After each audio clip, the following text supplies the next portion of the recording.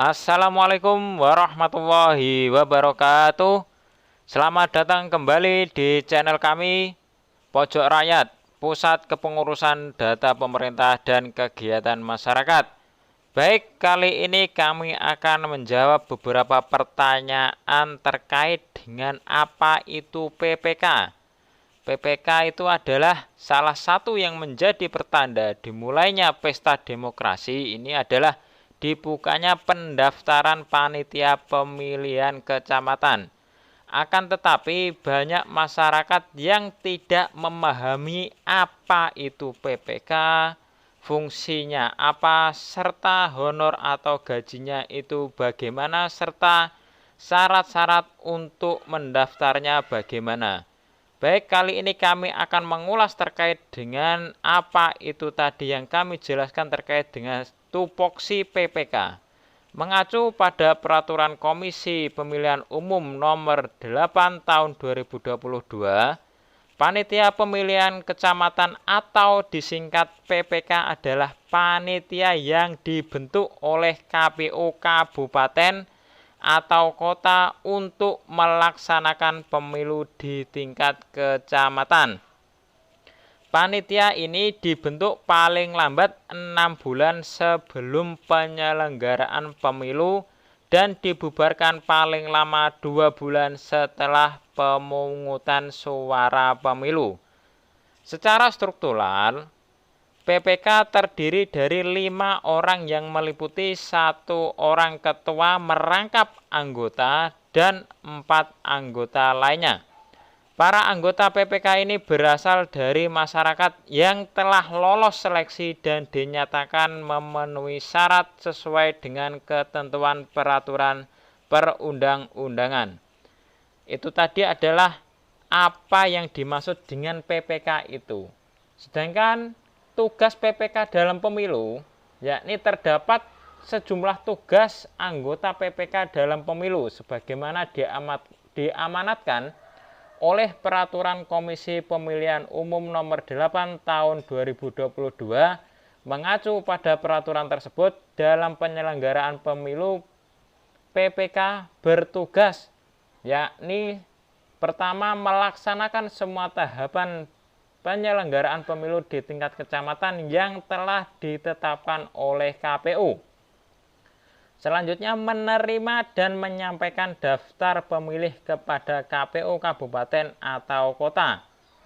Yang ketiga, melakukan dan mengumumkan rekapitulasi hasil perhitungan suara pemilu di kecamatan yang bersangkutan berdasarkan berita acara hasil perhitungan suara di tempat pemungutan suara atau TPS dan dihadiri oleh saksi peserta pemilu.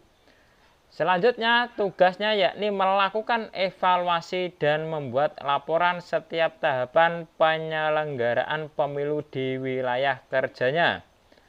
Selanjutnya melaksanakan sosialisasi penyelenggaraan pemilu atau yang berkaitan dengan tugas dan wewenang PPK kepada masyarakat. Selanjutnya tugasnya yakni memberikan atau diberikan oleh KPU sesuai dengan ketentuan peraturan perundang-undangan dan melaksanakan tugas lain sesuai dengan ketentuan peraturan perundang-undangan. Adapun tugas-tugas PPK dalam pemilu tersebut dilaksanakan dengan pertama yakni menerima daftar pemilih tambahan dari panitia pemungutan suara atau PPS. Jadi PPK ini adalah di atasnya PPS yang letaknya di wilayah kecamatan, sedangkan PPS yakni di wilayah desa, dan menyampaikan daftar pemilih tambahan kepada KPU kabupaten atau kota. Yang selanjutnya yakni menerima dan menyerahkan laporan daftar nama petugas pemutakhiran data pemilih atau pantarlih, melakukan verifikasi dan rekapitulasi dukungan calon perseorangan anggota Dewan Perwakilan Daerah. Selanjutnya yakni tugasnya dalam pemilu menyampaikan rekapitulasi pengembalian surat pemberitahuan pemungutan suara dari PPS kepada KPU kabupaten atau kota. Selanjutnya yakni membuat berita acara dan sertifikat rekapitulasi hasil pemungutan suara. menyerahkan berita acara dan sertifikat rekapitulasi hasil perhitungan suara kepada saksi peserta pemilu, panitia pengawas pemilu atau Panwaslu kecamatan dan KPU kabupaten, dan menyusun dan menyampaikan laporan pertanggungjawaban pelaksanaan anggaran kepada KPU kabupaten atau kota paling lama 2 bulan setelah pemungutan suara.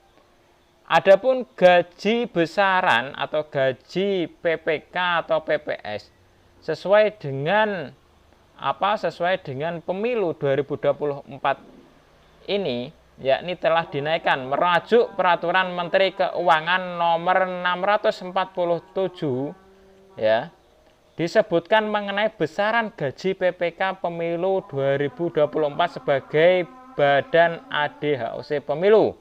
Peraturan tertanggal 5 Agustus 2022 memuat perihal satuan biaya masukan lainnya untuk tahapan pemilihan umum dan tahapan pemilihan. Berikut kami kasih bocoran sedikit terkait dengan gaji PPK ya. Gaji PPK ini untuk yang ketua PPK yang dulu 1 juta, perkiraan dulu ya, 1.850.000 sekarang menjadi 2.500.000 ya. Ini di sini ada ketua PPK, anggota PPK, ketua PPS, anggota PPS, ketua KPPS, serta sampai ke tingkatan Linmas. Itu di situ dianggarkan dalam pemilu atau dianggarkan gajinya di dalam pemilihan di KPU. Adapun bagaimana cara mendaftar ya, bagaimana cara mendaftar PPK dan PPS pemilu 2024? Pendaftarannya yakni KPU memberlakukan sistem pendaftaran secara online.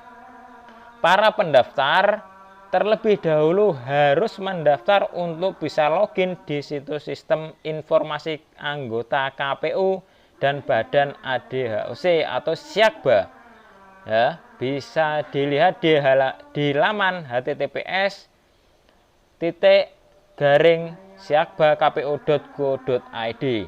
Beberapa berkas yang dibutuhkan adalah fotokopi KTP elektronik, ijazah yang dilegalisir, surat pernyataan kesediaan. Pendaftar juga perlu menyiapkan surat kesehatan jasmani dan rohani yang dikeluarkan rumah sakit atau puskesmas beserta keterangan cek darah dan indikator tidak ada komorbid. Ya, itu tadi adalah beberapa syarat yang harus dilengkapi ketika Anda mau mendaftar PPK atau PPS. Caranya cukup mudah, yakni dengan online. Sekarang serba online, jadi tidak perlu Anda melakukan secara offline ya. Offline itu biasanya itu hanya pemberkasannya saja. Akan tetapi ketika pendaftarannya Anda bisa online melalui akun atau laman syakbakpu.go.id. Adapun langkah-langkahnya sebagai berikut. Buka situs syakbakpu.go.id, buat akun terlebih dahulu di Syakba dengan memasukkan nama, email, nick, dan password. Setelah itu lakukan aktivasi akun Syakba melalui link yang telah dikirimkan melalui email Anda. Setelah verifikasi sukses, Anda bisa masuk atau login ke Syakba dengan mengisi data diri, terus pilih seleksi dan mengunggah dokumen-dokumen. Cek kelengkapan dokumen Anda. Selama proses pemeriksaan kelengkapan dokumen, panitia akan memeriksa berkas yang diterima KPU. Apabila lengkap, maka pelamar akan menerima tanda terima melalui email. Apabila tidak lengkap, pelamar akan menerima pemberitahuan melalui email untuk melengkapi berkas sampai dengan batas waktu pendaftaran berakhir. Jadi siapkan semua persyaratan-persyaratan tadi.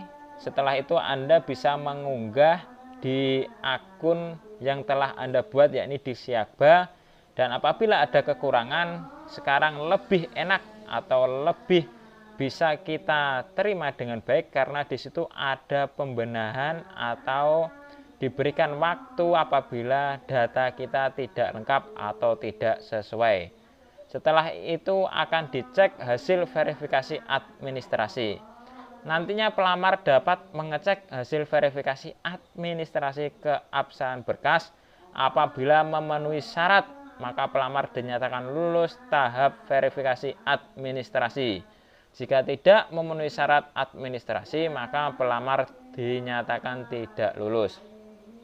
Itu tadi adalah beberapa gambaran terkait dengan apa itu PPK, fungsinya apa atau tugasnya apa, serta besaran gaji atau honornya berapa, dan bagaimana cara kita mendaftar PPK di tahun 2023 atau 2024 pada pemilu 2024 mendatang.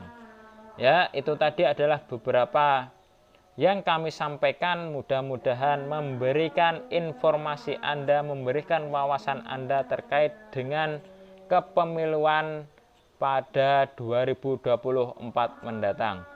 Mudah-mudahan pemilu 2024 mendatang bisa menjadi lebih baik dan bisa menjadikan pemimpin-pemimpin yang terbaik bagi bangsa ini. Terima kasih. Semoga bermanfaat. Jangan lupa like, komen, dan subscribe untuk menambah wawasan atau menambah informasi terkait dengan data atau tugas-tugas pokok dari pemerintahan. Terima kasih. Kami akhiri. Assalamualaikum warahmatullahi wabarakatuh.